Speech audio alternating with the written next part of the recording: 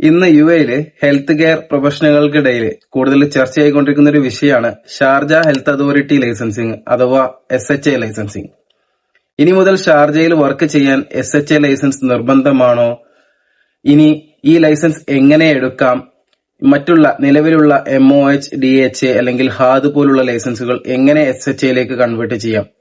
ഈ കാര്യങ്ങളെക്കുറിച്ച് നമുക്ക് ഇന്നത്തെ വീഡിയോയിലൂടെ നോക്കാം. എന്താണ് SHA? ഷാർജ എമിറേറ്റിലെ ആരോഗ്യ സ്ഥാപനങ്ങളെല്ലാം നിയന്ത്രിക്കുന്ന ഒരു സ്വതന്ത്ര അതോറിറ്റിയാണ് ഷാർജ ഹെൽത്ത് അതോറിറ്റി. നേരത്തെ സ്വകാര്യ ആരോഗ്യ സ്ഥാപനങ്ങളെല്ലാം ഫെഡറൽ അതോറിറ്റിയായ MOHന് കീഴിലായിരുന്നു.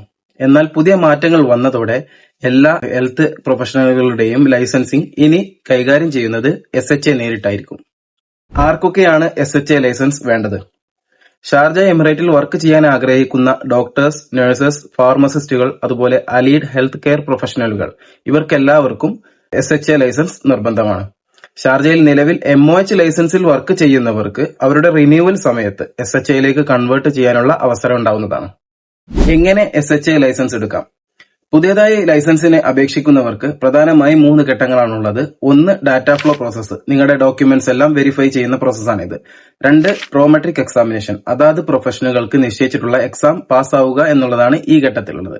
3ാമതായിട്ട് രജിസ്ട്രേഷൻ. SHAയുടെ ഓൺലൈൻ പോർട്ടലിൽ നിങ്ങൾക്ക് അപ്ലൈ ചെയ്ത് രജിസ്റ്റർ ചെയ്യാവുന്നതാണ്. Licence conversion. ഇതിനെ പറ്റിയാണ് കൂടുതൽ പേർക്കും അറിയേണ്ടത്. നിങ്ങൾക്കിപ്പോൾ നിലവിൽ UAയിലെ ഹെൽത്ത് ലൈസൻസ് ഏതെങ്കിലും ആക്റ്റീവ് ആയത് DHA, MOH ഓർ DOH ഉണ്ടെങ്കിൽ എക്സാം എഴുതാതെ തന്നെ SHAയിലേക്ക് കൺവേർട്ട് ചെയ്യാം. ഇതിനായി നിങ്ങൾക്ക് നിങ്ങളുടെ ഒരു ഗുഡ് സ്റ്റാൻഡിംഗ് സർട്ടിഫിക്കറ്റും നിലവിലെ ഈ ലൈസൻസിന്റെ കോപ്പിയും വെച്ച് SHAയുടെ പോർട്ടലിൽ അപേക്ഷിച്ചാൽ മതിയാകും. ഫീസ് നിരക്കുകൾ. ഫീസിന്റെ കാര്യം പറയുകയാണെങ്കിൽ ഓരോ പ്രൊഫഷനും ചെറിയ മാറ്റങ്ങൾ ഉണ്ടാകുന്നതാണ്. ഇപ്പോ നിങ്ങൾ ഇവാലുവേഷന് വേണ്ടിയിട്ട് 200 മുതൽ 500 ദിർഹംസ് വരെയാണ് ഫീസ് വരുന്നത്, അതായത് അപ്ലിക്കേഷന് വേണ്ടിയിട്ട്. അടുത്തത് ഡാറ്റ ഫ്ലോ പ്രോസസ്സിന് വേണ്ടിയിട്ട്. ഡാറ്റ ഫ്ലോ പ്രോസസ്സിന് വേണ്ടിയിട്ട് വരുന്നത് 900 മുതൽ 1500 ദിർഹംസ് വരെ വരുന്നുണ്ട്. അത് നിങ്ങളുടെ സർട്ടിഫിക്കറ്റുകളുടെ എണ്ണത്തിനനുസരിച്ച് വീണ്ടും മാറ്റം വരും. പിന്നെ അടുത്തത് ലൈസൻസ് ഇഷ്യൂവൻസ് അല്ലെങ്കിൽ ലൈസൻസ് ട്രാൻസ്ഫറിങ്ങിന്. ഇതിന് വരുന്നത് 1000 ദിർഹംസ് മുതൽ 3000 ദിർഹംസ് വരെയാണ്. ഇനി ഓരോ പ്രൊഫഷനും കൃത്യമായി എത്ര ഫീസ് അറിയണമെന്നുണ്ടെങ്കിൽ SHAയുടെ പോർട്ടലിൽ കയറിയാൽ നിങ്ങൾക്ക് അതിന്റെ ഫീസിന്റെ കറക്റ്റ് സ്ട്രക്ചർ, നിങ്ങളുടെ പ്രൊഫഷൻ ഏതാണോ അതിനനുസരിച്ചുള്ള കറക്റ്റ് സ്ട്രക്ചർ അതിൽ കിട്ടുന്നതാണ്.